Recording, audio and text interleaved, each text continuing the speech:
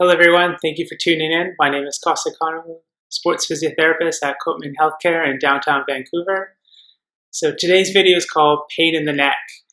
Before we get going though, I do want to say that this video is purely for educational purposes only, and it's not to be substituted for any diagnosis or any clinical examinations that you may have. But hopefully you'll find some good information out of it.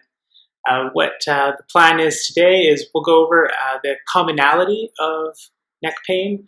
We're going to look at some structures that may be involved in generating pain.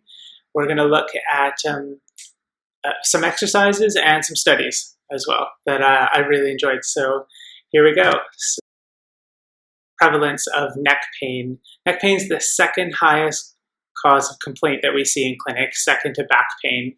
Globally, it's the fourth highest cause of disability. And then again, looking globally, anywhere between 5 to 87% of individuals will experience some form of back pain or neck pain worldwide. It's most highly seen in urban areas, countries with higher income. Office workers tend to have higher rates of neck pain, females over males, and we see it very commonly in ages between 35 and 49. And 50% of us will have some form of neck pain at some point in our lives. And 30% of that will potentially become persistent. But we'll talk about a bit about that as well. So some risk factors that are common with neck pain. So trauma, very common in the sense that if you had high-speed trauma, there could be potential fracture.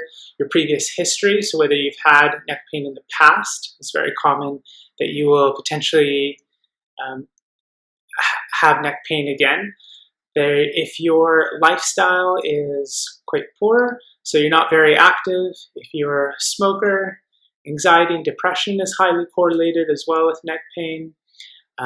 Low self-efficacy. So this is individuals who don't take ownership of their pain or look towards others to relieve it, are looking kind of almost those short-term, not prepared to change lifestyle, put in the work, and they're very kind of catastrophizing quite a lot. And also there's some occupational risk factors as well. Very commonly seen, if you do not like your job, you are more likely to get neck pain. So we classify. So let's go on classification, how we classify kind of in clinic neck pain. So it could either be acute, meaning anywhere between 1 day to 6 weeks. If that pain is in that time frame, that's considered acute. Persistent is anything above that. Now, the previous stat said 30% of neck pain potentially can be persistent, so more than 6 weeks. Can be mechanical in nature, so we'll talk about certain structures, mechanical structures. Neuropathic, so there could be a nerve involvement into it. And then there's also secondary factors. So this is your beliefs, job, lifestyle, sleep.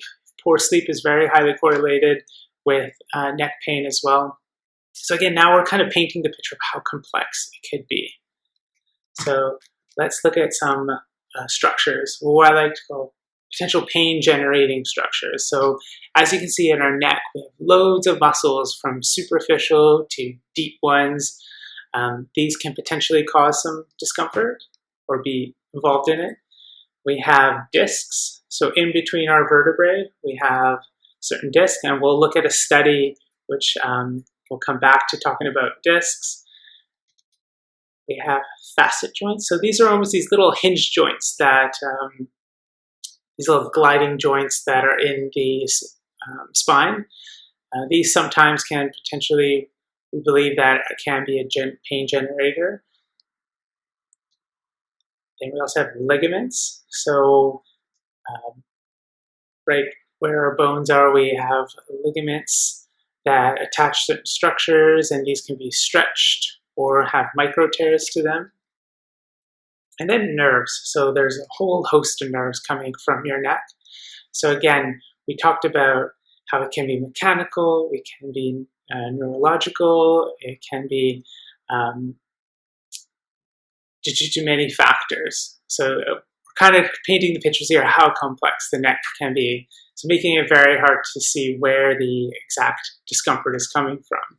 And let's not forget life, work stress. So lots of these things can also be contributing to neck pain. Okay, so let's talk about this study, which I really liked, Nakashima in 2015. So what they wanted to do, we briefly mentioned how joints, discs, all these things can be common pain-generating factors. But what they did is they took 1,211 healthy subjects, so individuals who were not experiencing any neck pain, and they MRI'd their necks. What they found is 87, so rounding up to 88% of individuals had some form of bulging disc. And the younger you are, it ranged from anywhere between 1 millimeter, but the older you got, it got worse. So it was about 4 millimeters at around the age of 50 to 60s. But they also did not have any pain or discomfort. So the scan doesn't always paint the whole picture for us, and what we feel that these structures are causing are generating pain potentially may not. So that's where we have to look at other factors such as lifestyle, strength, sleep. So just going to show you how complex it is to try to figure out exactly where the discomfort is coming from. So this other great study that I really enjoyed is, now we're going to talk a little bit about exercise. So this is a Scandinavian study, and what they did was they took 30 office workers with moderate to severe neck pain, and they got them to do 4 general exercises that involve the neck and shoulders, as you can see at the bottom there, using a band, just arm raises. They had 2 groups. One did 10 minutes, and one did 10 minutes twice during their work hours. This happened 5 days a week, so Monday to Friday while they were at work. And what they saw is just doing 10 minutes of neck and shoulder exercises reduced their pain by 24 to 43%. So that's quite massive. So even just doing 10 minutes at work can help your neck pain.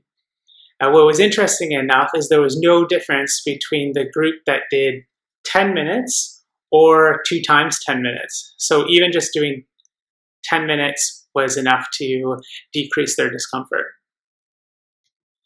Right, so let's talk about some of my favorite exercises. Very simple. I like to keep things extremely simple. If you're experiencing some discomfort, I feel that most individuals will try to guard and not move their neck because they're worried. We just went through all those structures that are there, so there's a lot of fear avoidance of moving their neck. But applying simple range of motion exercises can really help, whether it's side to side, rotation, looking back and forward. The more you move your neck, the more you're going to decrease that protective mechanism that potentially may be happening. So great things to do is either set iPhone timers, maybe put a sticky note up and just to remind you every so often, little and often, even during your work week, to move your neck as much as you can. So let's move on to my second favorite one is isometrics. So what this is doing, especially early on if you're quite irritated, to just activate the neck muscles a little bit by just guiding a slight force, only about 30%. So I'm starting at 30% and then working my way harder, but you're never going to push 100%. You can use a ball, you can use a band, so there's lots of variations that you can do. And you just want to hold for anywhere between 5 to 10 seconds. And do that anywhere. If you could total up to a minute, that would be great. But as much as you can, up to a minute would most likely be will be ideal. And what this will do is, again, just getting those muscles activated, potentially decreasing any pain response that you may have as well. So going into our last exercise that I think would be very beneficial is just lateral arm raises. And this was used in the Scandinavian study that I showed as well. And what you want to do is start off, no weight, just moving your arms. Even though you're not moving your neck, there's still muscles that attach from your shoulders onto your neck. So we can go without weight, then you can use a band and slowly progress to weights. So this is a perfect example where working with your kinesiologist or physio can help you guide through what appropriate weight, how to modify the exercise that best suits for you. I really think exercises are individualized, so finding the best one that works for you. All right, so let's just recap. So neck pain is the second highest complaint of pain, second to back pain.